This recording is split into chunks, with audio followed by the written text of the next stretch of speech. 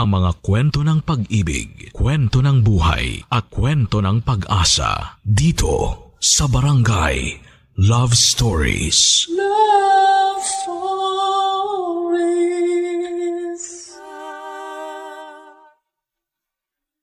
Tinuturuan tayo ng buhay ng mga aral na wala sa eskwelahan. At ang nagsisilbi nating guro ay mga karanasan. Ikaw kabarangay, meron ka bang pangarap sa buhay na gustong-gusto mong matupad? Dear Papa Dudut, bahagi ng buhay natin ang mga delays o pagkaantala. Kumbaga sa isang paglalakbay ay may punto na hihinto tayo upang magpahinga. Kailangan yon para may lakas tayong magpatuloy. Pero minsan ay hindi tayo nakakarating sa ating paroroonan.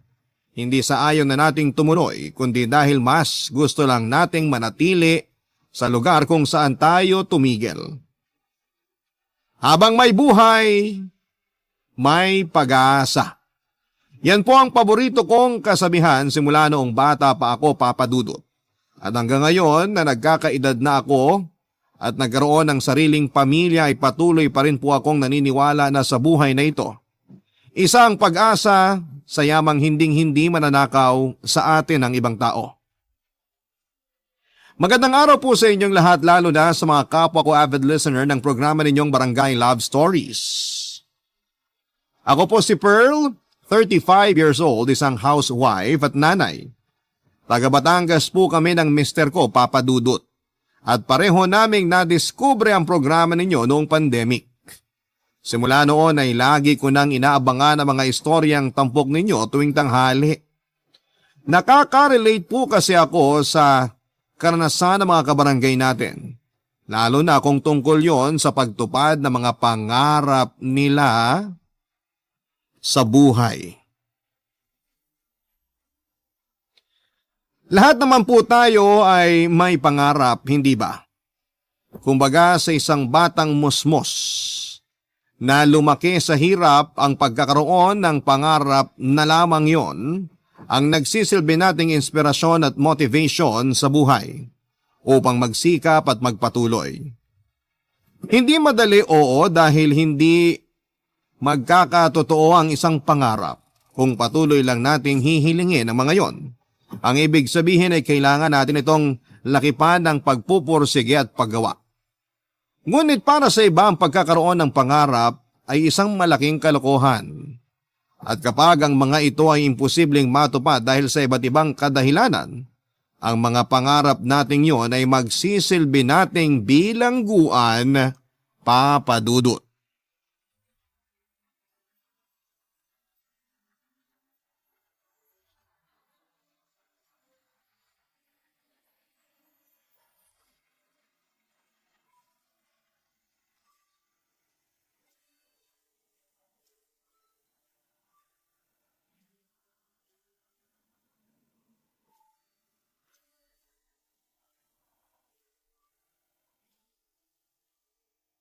Pearl! Pearl! Nasaan ka bang bata ka? Nandito na po ako, Nay. Saan ka ba nang galing? Po, dyan lang po sa may bakanting lote. Ano na namang ginagawa mo doon? Nakikipaglaro po sa mga bata, Nay. Nagtititser-titseran po kami. Wala akong pakialam kung anong nilalaro nyo. Ang akin ay magdidilim na. Nakabili ka na ba ng kandila? Siyempre, Nay, ako pa ba? Ito po, oh. Bumili ako kina Aling Martina. Taglima nga po to, eh. Buti pumayag siya na 4 lang ibayad ko. Ano? Nagkautang ka pa doon? Dami-dami na nga nating lista doon eh, nako. Sindihan ko na po muna tong kandila, Nay. Bilisan mo, tapos bumalik ka rito. Tulungan mo ako maglinis itong mga pagkain na nakuha ko kanina sa tambakan. Magdala ka ng plato. Opo, Nay. Dalian mo!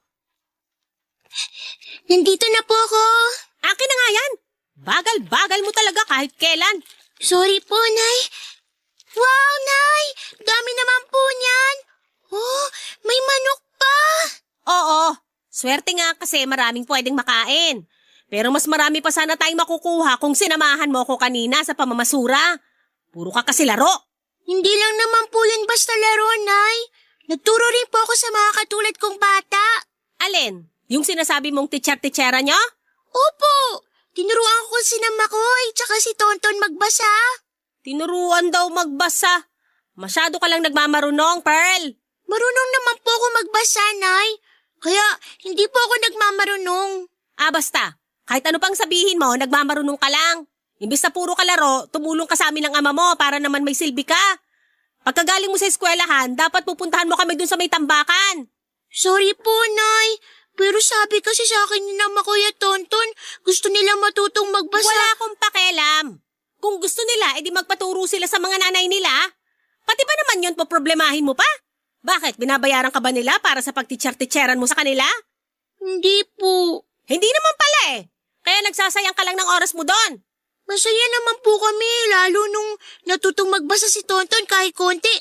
Kaya di po kami nagsayang ng oras. Kita mo tong batang to. Nangatwiran pa talaga. Aray ko po, Nay. Masasaktan ka talaga kasi sinasagot-sagot mo pa ako. Hindi naman po ako sumagot ng pabalang eh. Sinabi ko lang po yung totoo.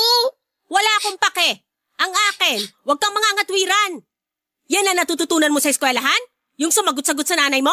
Hindi po. Sorry po, Nay. Suri-surihan ko mukha mo eh. Naturingang nag-aaral tapos napakatalim ng dila. Ako nanay sa ating dalawa ha? Baka nakakalimutan mo lang. Hindi ko naman po nakakalimutan. Pinapaalala ko lang sa'yo. Hay! Oh, dali mo na tong mga manok dun sa mesa. Tapos magpaningas ka na ng apoy para naman maprito ko na yan. Parating na tatay mo, baka magwala na naman yun pag walang maabutang pagkain. Sige po, Nay. Ay, Nay! Wala na po pala tayong bigas. Di pa ako nakakapagsaing. Anak naman ng tinapa. Bakit kayo mo lang sinabi? Kasi po... Kasi inuna mo pa ang lakwatsa mo. Kahit kailan buwisit ka talagang bata ka. Hala sige, pumunta ka doon kina Martina, mangutang ka muna ng 1 kilong bigas. Kaso, sabi niyo po marami na tayong lista doon. Babayaran naman natin pag nagkapera tayo. Ayan ka na naman eh. Sinasagot-sagot mo na naman ako. Napaka-kontrabida mo. Lumakad ka na bago pa kita mabatukan uli. Opo, Nay. Mahirap lamang po ang pamilyang kinalakhan ko, Papa Dudut. Barong-barong lang ang bahay namin na pinagtagpi-tagping lona at plywood na nakatirik sa gilid na nanggigitarang creek. Tubong Rizal po ang pamilya namin at nakatira kami malapit sa dam site. Wala na po akong tatay dahil sabi ng nanay Berna ko ay iniwan na niya kami noong nalaman itong pinagbubuntis ako. Pero meron po akong stepfather si Tatay Arman at may anak sila ni nanay si Mac na 2 taon ang tanda ko. Pangangalakal ang pinagkakakitaan ng mga magulang namin, Papa Dudut. Lahat po ng basura na nakukuha nila sa tambakan na pwedeng ibenta sa junk shop, katulad ng bote, bakal, karton at malulutong na plastic ay iniipon namin at kapag sapat na ang dami ay saka namin pinapakilo. Yung kakaunting pera na kinikita namin ang pambili ng aming pagkain at iba pang mga pangangailangan, Papa Dudut. Wala rin po kaming kuryente, kandila lang ang nagsisilbi naming liwanag sa gabi. Madalas ko ring daing na mainit sa bahay namin. Pero yung mga reklamong yon ay sinosolo ko na lamang dahil alam ko namang walang magagawa si nanay at tatay. At baka pagalitan pa nila ako kapag narinig ang mga yon, Papa Dudut. Kaya para makatulong ng mabuti sa mga magulang ko at magkaroon kami ng mahimbing na pagtulog sa gabi ay nagpapaypay na lamang kami ng kapatid ko gamit ang karton na pampaningas ng aming mga panggatong. Sumasala rin kami sa pagkain. Minsan 1 beses lamang kaming kumakain sa isang araw. Madalas nagtutubig na lamang kami para mabusog.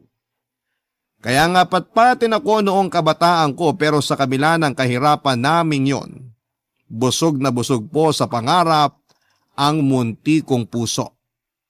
Gusto ko pong maging teacher, Papa Dudut. Yun kasi ang nakikita kong magiging propesyon ko pag tumanda na ako. Kaya nga buong tiyaga akong pumasok sa eskwelahan, suot ang aking kupas na uniformeng pinagliitan ng kapitbahay namin. Bag na may 2 butas na sinulsi ko lamang para maggamit pa rin. Paldang may nanuot na tuyong bubble gum na minsang kong naupuan at tsinelas na malapit ng mapudpod. Pero hindi lang kumakalam na sikmura ang kalaban ng mga mag-aaral na hindi nabigyan ng pribilehiyong magkaroon ng maayos na buhay, Papa Dudut, kundi yung mismong mga tao na tinuring mong pamilya na naniniwalang ang mahihirap ay walang karapatang magkaroon ng pangarap. Isa na po doon ang stepfather kong si Tatay Arman, Papa Dudut. Masakit po siyang magsalita at puro negatibo ang sinasabi niya sa amin. Pareho sila ni nanay pero mas matalim po ang dila ng stepfather kong yon. Bukod doon ay sugarol din siya. Wala na nga kaming makain, nakuha niya pang ipantaya sa sabong yung pambili namin ng bigas. Ayon, nag-away sila ni nanay. Lagi pong pinamumukha sa amin ni tatay na ang mahirap ay mamamatay ng mahirap.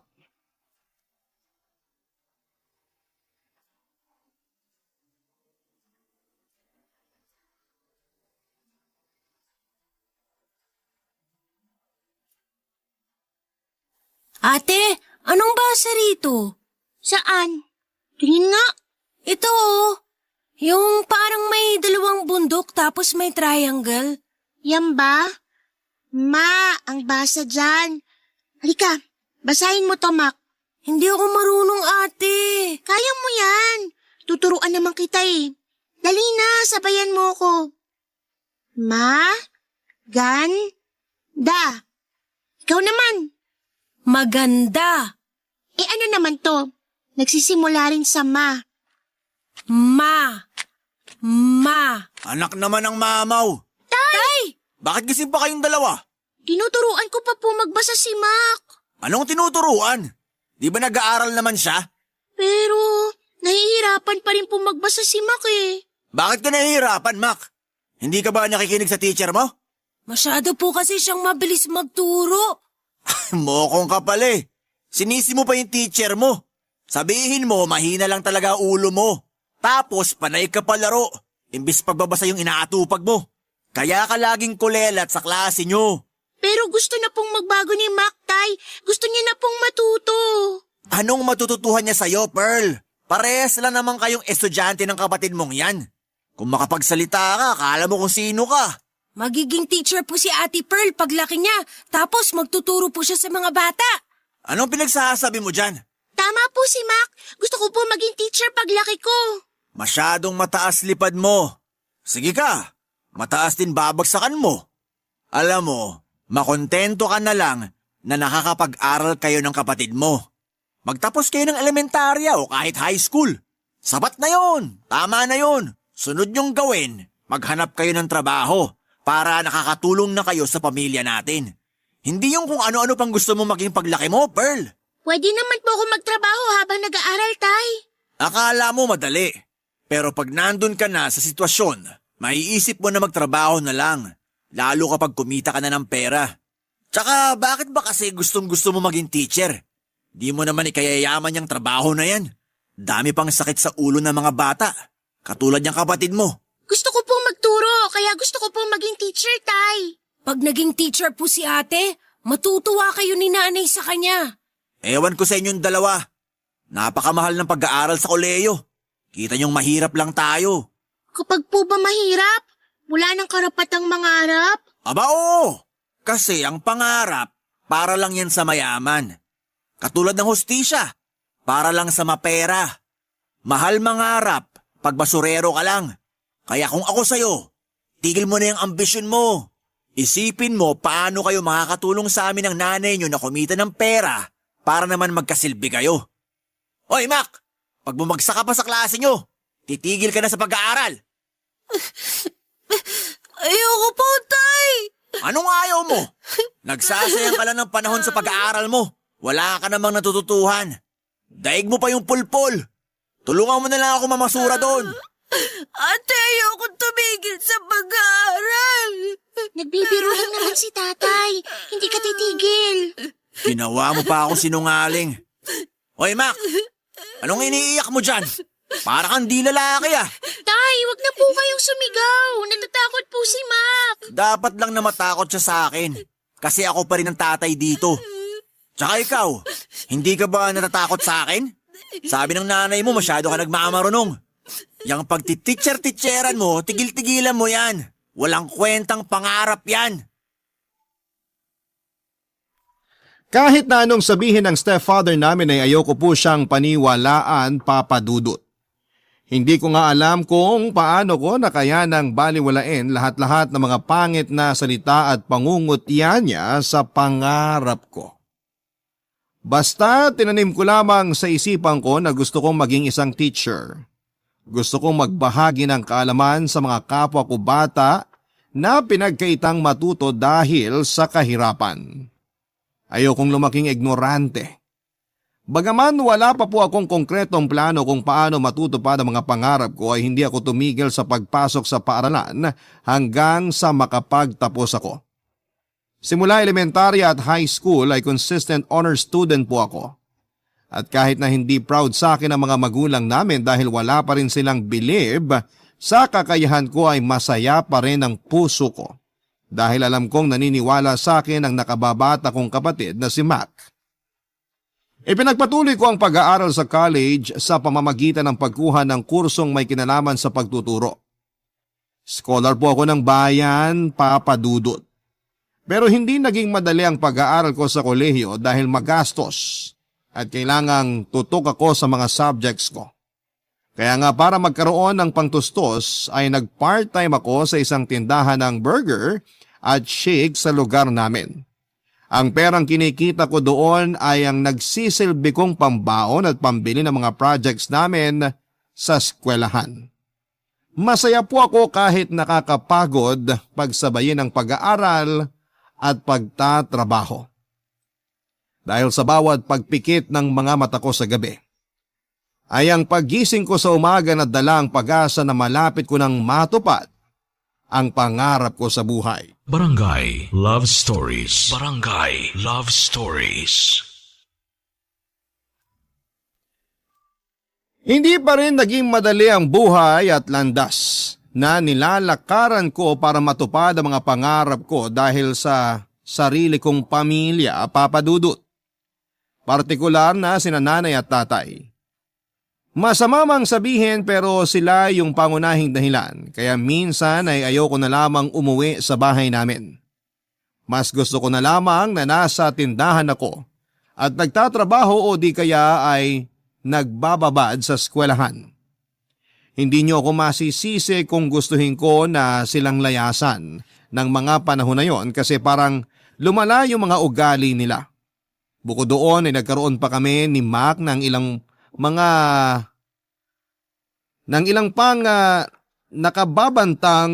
nakababatang kapatid. Pero ilang beses na rin kaming namatayan ng sanggol dahil sa lumalang sakit na hindi agad naagapan. Ewan ko ba naman sa mga magulang ko kung bakit hindi pa rin sila nadadala, Papa Dudut. Kapag may mas bata kaming kapatid na nawawala, ilang buwan lang ay buntis na ulit si nanay. Ako po yung labis na naaapektuhan kasi masakit mawalan ng mawalan lalo na kung hindi naman aalagaan at napangangatawanan. Pero wala po akong magawa dahil anak lang din nila ko. Kumbaga ay tikom ang bibig ko at ang dapat ko lang gawin ay ang sumunod sa kung ano ang kanilang gusto. Papa Dudut.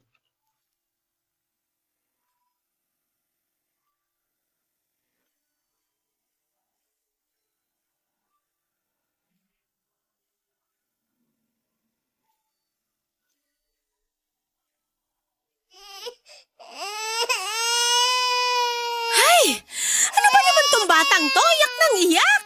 Tumahan ka na sabi, nanggigigil na ako sa'yo. Nay, nandito na po ako. May dala akong pananghalian natin. Pearl, buhatin mo nga muna tong kapatid mo. Nakakarinding awa. Hay, Tahan na baby, nandito na si ate. ganyan nga. Mukhang inaantok ka na. Gusto mo nang matulog? Sige, halika papatulogin. Sandali muna, Pearl. May sasabihin ako. Ano po yan, Nay? Patutulugin ko po muna si baby. Sandali sabi. Ibigay mo na lang muna yan kay Mac. Mac! Halika nga rito! Mac! Nay, bakit po? Bakit ka pa dyan? O ayan, ikaw magpatulog dyan sa kapatid mo. Pearl, bigay mo na yung bata sa kanya. Akin na si baby, Ate Pearl. Ayan, dahan-dahan ha. Doon na kayo sa tabi. Mag-uusap lang kami ni Nanay. Sige. Nay, ano po ba yun? May pera ka ba dyan, Nak? Ho? Wala po, Nay. Ha? Anong wala? Sweldo nyo ngayon, di ba? Opo, pero... Meron nga po, pero hindi naman malaki kasi marami akong At absent. bakit marami kang absent? Marami kaming gawain sa school, Nay. Tapos marami ring project. Inuna mo pa yon kaysa trabaho mo? Malamang po, kasi pag-aaral ko yun. Pag-aaral ka dyan. Hindi tayo mapapakain ng pag-aaral mo. Ano ka ba naman? Nay, naman eh. Alam niyo naman pangarap ko makapagtapos ng college, diba? Bakit di niyo na lang ako suportahan sa gusto ko? Kasi nagsasayang ka lang ng oras at panahon sa pag-aaral na sinasabi mo. Sana sa edad mong yan, nagbabanat ka na ng buto para nakakatulong ka na sa pamilya natin. Saka wala namang kasiguraduhan kung may maganda kang mapapala sa buhay mo pag nakagraduate ka. Ang dami kong kakilala na college graduate pero tambay o di kaya nandun namamasukan sa kung saan-saan na malayo sa tinapos nila. Hindi naman po kami pare-pareho ng kapalaran, kaya huwag niyo pong ipamukha sa akin na wala akong patutunguhan. Nakakatampo kayo kasi imbis suportahan niyo ako o palakasin yung loob ko. Kayo pa tong unang hindi naniniwala sa akin. Ay mali, kayo pong dalawa ni tatay pala. Tama naman kami ng tatay mo. Ikaw lang yung masyadong mapilit na kesyo gusto mong tuparin yung pagiging teacher. Kahit na alam mo namang napakababa ng swelduhan dyan sa profesyong yan. Tapos dito ka pa magtuturo sa Pinas? Ewan ko na lang kung saan ka pupulutin, Pearl. Saka huwag ka nang magtatampo sa amin ng ama mo dahil matatanda na kami. Alam na namin yan. Kaya pala tumanda na lang kayong walang nararating eh. Anong sinabi mo? Ulitin mo nga yung sinabi mo, Pearl! Aray ko, Nay! Huwag niyo po akong saktan! Masasaktan ka talaga kasi napakabastos mo! Hindi po ako basto, sinasabi ko lang yung totoo. Walang totoo sa sinabi mo! Hindi lang kami kasing ambisyoso mo! Hindi ko lang po basta ambisyon na maging teacher. Yun po talagang bagay na gusto kong gawin simula pagkabata. Wala akong pakialam. Ang gusto ko lang, tumulong ka sa amin dito sa bahay. Puro ka pag-aaral, puro eskwelahan. Ni hindi mo na ako natutulungan sa mga gawaing bahay at sa pag-aalaga sa mga kapatid niyo pagkagaling mo sa trabaho. Tapos ngayon pinagdadamutan mo na ako ng kakarampot na pera? Aba, napakayabang mo naman. Wala ka namang may pagmamalaki. Nagalit po sa akin ng husto si nanay kaya nakonsensya ako papadudot at ibinigay ko na rin sa kanya ang perang tinatago ko.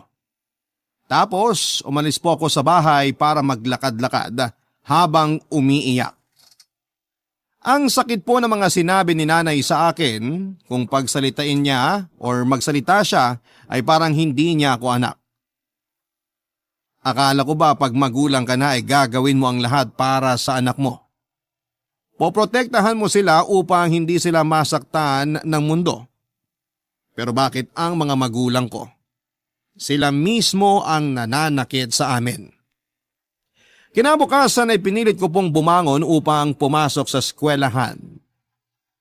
Nilibang ko na lamang ang sarili ko sa mga lessons namin para makalimutan ko ang mga problema sa bahay. Tapos ay dumiretso na ako sa pinagtatrabahuhan ko para muling magpursiging kumita ng pera at makaipon. Napapagod na ako, Papa Dudut. Parang gusto ko na lamang huminto sa kolehiyo at maghanap ng trabahong mas malaki ang kita. Aaminin ko ng mga panahon na yon na maraming katanungan ang pumasok sa isipan ko. Isa na doon yung tungkol sa pagka-question ko kung may patutunguhan pa ba ang pagsisikap ko tulad na kung paano ako pagdudahan ng aking mga magulang. Lumipas ang ilang linggo ay muli akong sinubok ng kapalaran nang may nalaman ako tungkol sa kapatid kong si Mac. isang gabi pagkagaling ko sa trabaho. Nang mga panahong yon, ay ginagapang ko rin ang pag-aaral ng kapatid kong yon, Papa Dudut.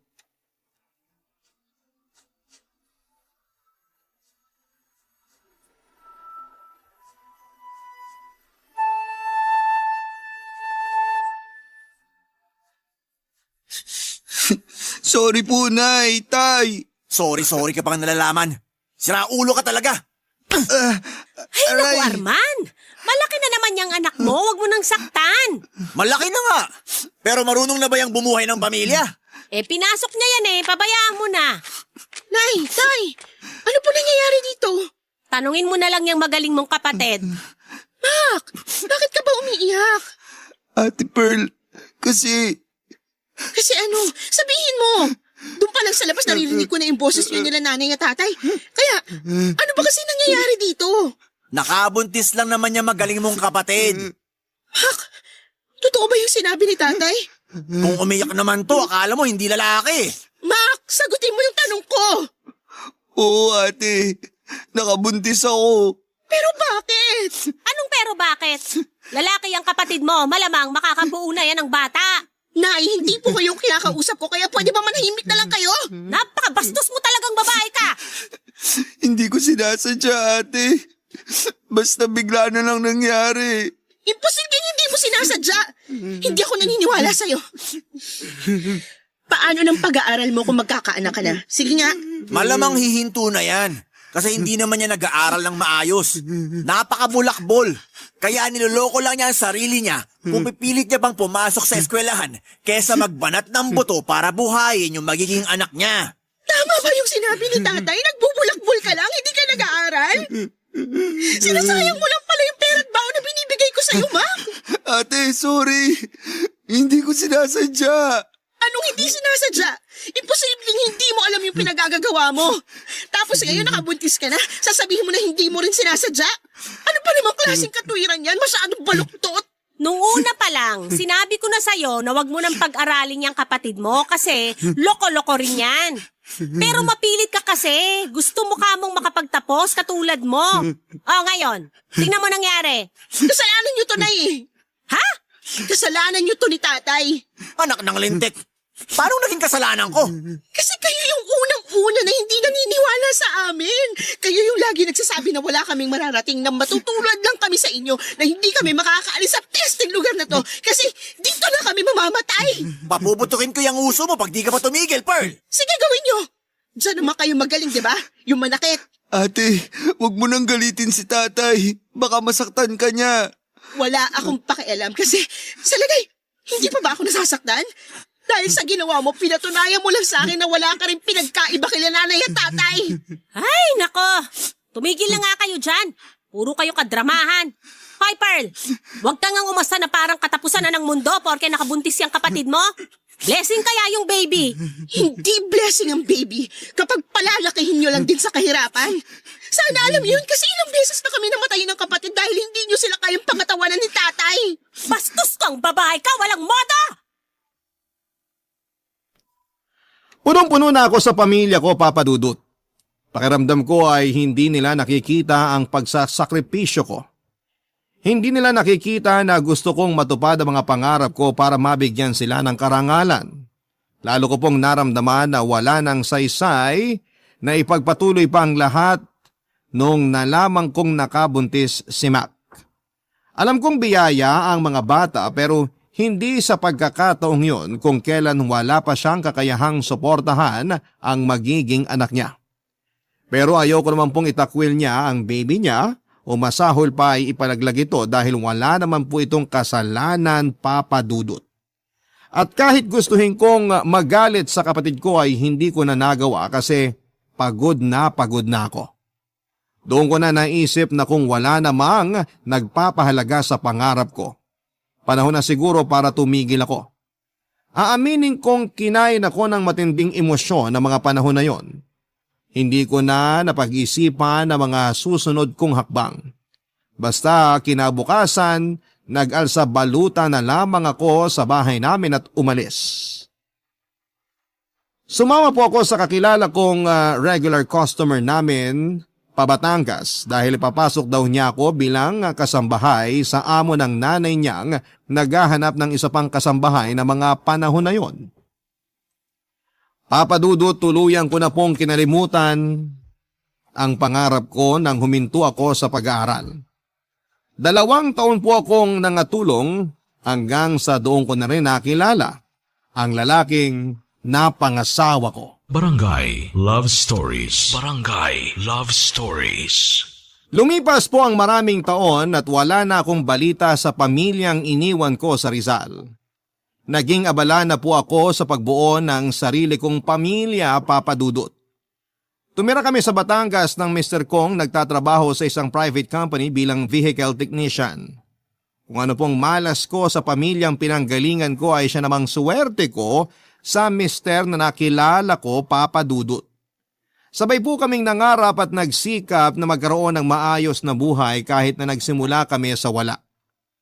Pareho po kami ng goal na umasenso at mabigyan ng maayos na hinaharap ang anak namin. Kaya habang pumapasok sa trabaho ang asawa ko, nagtitinda po ako ng kung ano-anong gamit at damit online na inaangkat ko sa Taytay para may mapagkakitaan. Masaya na po ako at kontento sa buhay na ipinagkaloob sa akin ng may kapal. Kasi doon ko nahanap yung peace of mind na pinagkait sa akin ng sarili kong pamilya. Pero aaminin ko na may mga gabi bago matulog na palagi ko pa rin po silang naaalala, Papa Dudut. Simula kasi nang umalis ako sa amin ay hindi ko na sila naisip na balikan o kumustahin man lang. Bagaman kinukumbinsi na rin ako ng mister ko na minsan silang dalawin. Ako na lang yung humihindi at natakot kasi ako na baka maranasan ko na namang abusuhin.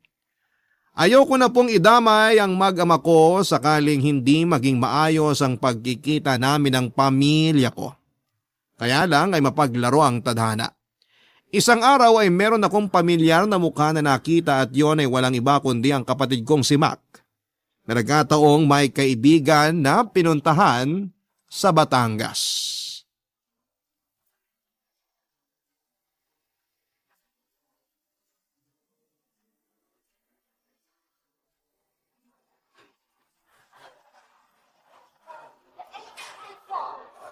Hanggang ngayon hindi pa rin ako makapaniwala na makikita kita rito, Ate Pearl. Taga rito ka lang ba? Oo, Mac. Dito kami sa Batangas nakatira ng mister at anak ko. May pamangkin na pala ako sa iyo, ate. Oo. At napakabibong bata nun. Matutuwa ka kapag nakilala mo na siya. Excited na tuloy ako. Pero, kumusta na ba kayo doon sa atin sa Rizal? Mabuti naman kami pero namatay na si tatay nung nakaraang taon. Ha? Pasensya ka na. Hindi ko alam. Wala namang kaso. Ang nanay, kumusta? Mabuti naman si nanay, ate. Ayun, may tindahan na kami. Pinatayuan ko siya nung sumisweldo na ako sa trabaho para may mapagkakitaan siya sa bahay kasama yung 2 nating kapatid. Masaya ako marinig yan. Pasensya na kayo, Mac, ha? Kasi hindi na ako bumalik sa atin simula nung umalis ako. Naiintindihan kita, ate. Kasi sobrang toxic ng pamilya natin noon. Pero sa totoo lang, marami kaming na-realize nung nawala ka. Lalo na ako. Kaya nga nung ipinanganak ang baby ko nagsikap ako sa pagtatrabaho para makabalik sa pag-aaral. Ibig sabihin nakapagtapos ka sa college? Oo, ate. Nagtapos ako kasi gusto kong tuparin yung pangarap ko sa'yo. Gusto ko rin mabigyan ng karangalan ng pamilya natin at maayos na kinabukasan ng mag-ina ko. Sa ngayon, masasabi kong kumikita naman ako ng disente. Pero nagsisikap pa rin kami mag-asawa para umasenso. Masaya akong marinig yan, pero anong kursong tinapos mo? Katulad ng kurso na kinuha mo, ate. Kung ganun? Oo, Ate Pearl. Teacher na ako. Teacher na tong kapatid mo. Masaya ako malaman na nakapagtapos ka ng pag-aaral pero mas masaya ako dahil teacher ka na. Oo, ate. Kasi naisip kita. Ikaw ang inspirasyon ko. Alam kong magiging proud ka sa akin kaya nagsikap talaga ako na maging isang teacher katulad mo. Ang totoo niyan, hindi naman ako teacher, Mac. Anong ibig mong sabihin? Hindi ako nakapagtapos ng college kasi huminto ako sa pag-aaral. Namasukan ako tapos napaglipasan na ng panahon. Hindi ko na binalikan ng pag-aaral ko kasi nawala na ako ng gana. Hanggang sa nakilala ko yung mister ko at nagpakasal kami at bumuo ng sariling pamilya. Ganun ba? Pero Wala naman akong pinagsisisihan. Masaya ako sa desisyon ko kasi kontento na ako sa pamilya namin ng asawa ko. May pinagkakakitaan naman ako. Nagtitinda ako sa online. Kaya kahit papano, nakakatulong ako sa mister ko sa mga pang-araw-araw naming gastos. alam ko na hindi madaling desisyon na talikuran yung pangarap mo. Pero masaya ako na nakikita kang nasa mabuting kalagayan, ate. Kasi yun yung mas importante. Gustong-gusto kong maging teacher pero baka hindi talaga para sa akin yung pangarap na yon. Dahil para sa'yo yon, Mac. Kaya naman, proud na proud ako sa'yo. Thank you, Ate Pearl. Proud din ako sa'yo. Sana hindi pa to yung maging huling pagkikita natin. Kasi miss na miss ka na rin ni nanay. Pwede kang dumalaw sa bahay. Hindi mo na kailangang matakot umuwi.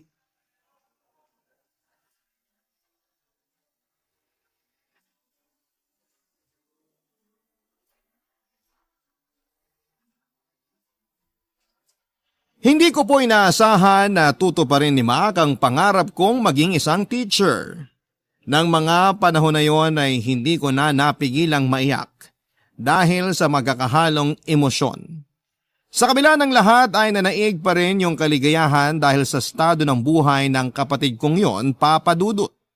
Akala ko kasi hindi na siya makapagpapatuloy sa pag-aaral dahil meron na siyang panibagong responsibilidad pagkatapos niyang makabuntis.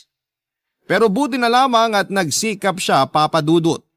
Marami na rin pong nagbago sa pamilyang iniwan ko, lalo na sa nanay ko, at bagaman nag-aalinlangan pa rin ang puso ko na bisitahin siya sa tinitirhan nila dahil sa takot at pangamba. Nandun pa rin po yung kasabikan na muli siyang makita at mayakap. Sa huli, Papa Dudut, ay naging maayos din po ang lahat. Nagkapatawaran kami ng nanay ko at naipakilala ko na rin sa kanila ni Mac ang magama ko. Proud na proud po ako sa kapatid ko lalo na pagsuot niya ang kanyang uniforme sa pagkaguro. Pero may bahagi ng puso ko na nagsasabing sana ako rin. Kung hindi ako noon nawala ng lakas ng loob na ipagpatuloy ang pangarap ko sa buhay. Naisip ko tuloy na baka tama ang stepfather ko. Hindi lahat ng pangarap ay natutupad. Pero hindi rin naman yon totoo dahil kapag may tiyaga at pagsisikap, magbubunga ang iyong pinaghirapan sa takdang panahon na inadya ng kapalaran na ito. Ay tumubo at yumabong, katulad ng isang punong kahoy na namumunga ng sagana. Kaya naman sa tulong ng aking asawa, Papa Dudut, at pagtutulak ni Mac na tapusin ang aking pag-aaral ay muli po kong bumalik na mangarap na minsan ko nang binitawan. Alam kong hindi pa huli ang lahat dahil may pag-asa pa sa puso ko. Na balang araw ay makapagtatapos ako at magiging ganap na isang guro. At sa pagkakataong yon ay hindi ko na nga po binigo ang sarili ko. Nakapagtapos ako sa kolehiyo at nakapasa ako sa examination para magkaroon ng lisensya na maging isang ganap na guro, Papa Dudut.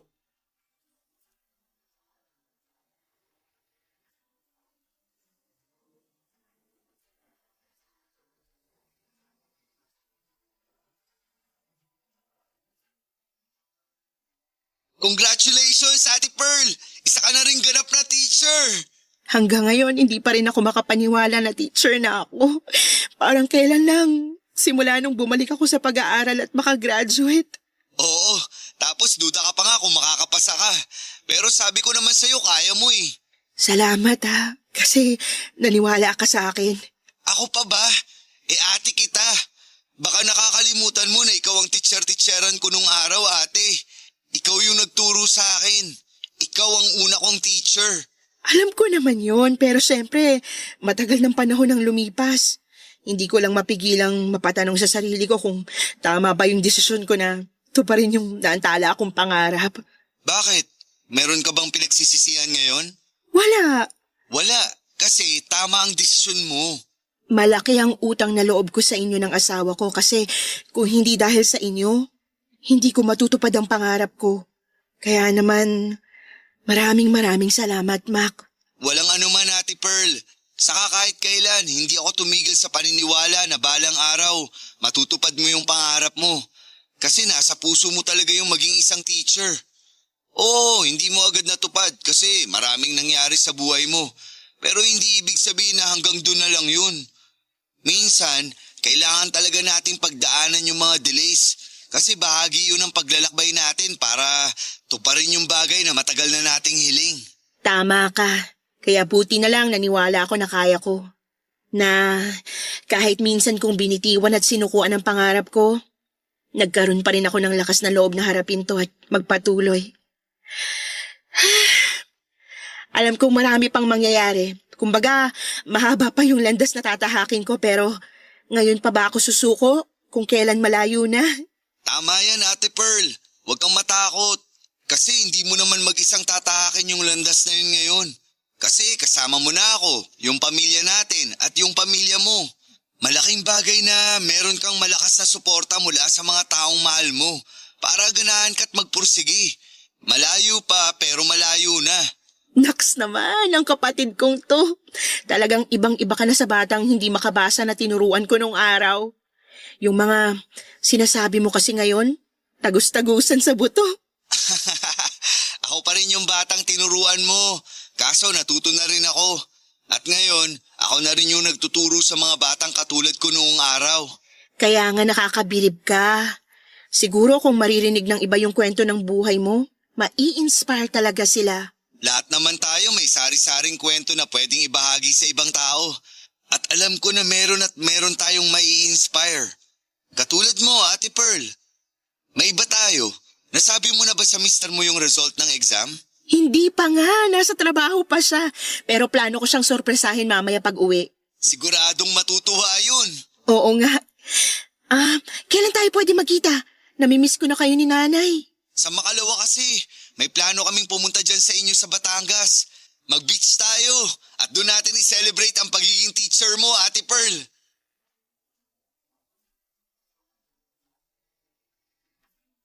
Papadudo, tunay na mapaglaro ang buhay. Sanga-sanga rin ang landas na tinatahak natin tungo sa katuparan ng ating mga pangarap. Ibig sabihin ay hindi diretso at kung minsan ay marami tayong isasakripisyo. Katulad na lamang ng mga pinagdaanan ko sa buhay na sana ay kinapulutan ng aral at inspirasyon ng mga kabarangay natin. Masaya po ako na natupad ko ang pangarap kong pagiging guro. Alam ko na kahit saan ako dalhin ng buhay ay hinding-hindi ako maliligaw dahil meron akong mapa ng daang malinaw sa aking puso at isipan na gusto kong tahakin. Sa kasalukuyan ay nagsisimula na po akong magturo sa isang pampublikong paaralan, papadudot. Nakakatuwa kasi hindi na ako nagtititsyer-titsyeran sa mga batang kalaro namin ni Mac noong araw. Kasi totoong teacher na ako sa mga batang estudyante ko. Dedikado po ako sa ginagawa ko at kahit na hindi madaling maging guro sa bansa natin, hinding-hindi ko po bibitawan ang propesyong ito, papadudot. Kinakarangal ko pong maging isang guro.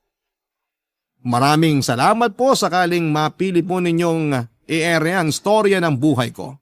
Sana'y marami akong na-inspire na mga kabarangay natin. Lagi po tayong maniwala na kaya nating tuparin ang mga pangarap natin sa buhay. God bless po sa Barangay Love Stories. Ang inyong forever na kapuso at kabarangay, Pearl. Nagustuhan ng iyong napakinggan? Ituloy yan via live stream sa www.gmanetwork.com/radio. Barangay LS 97.1 Forever!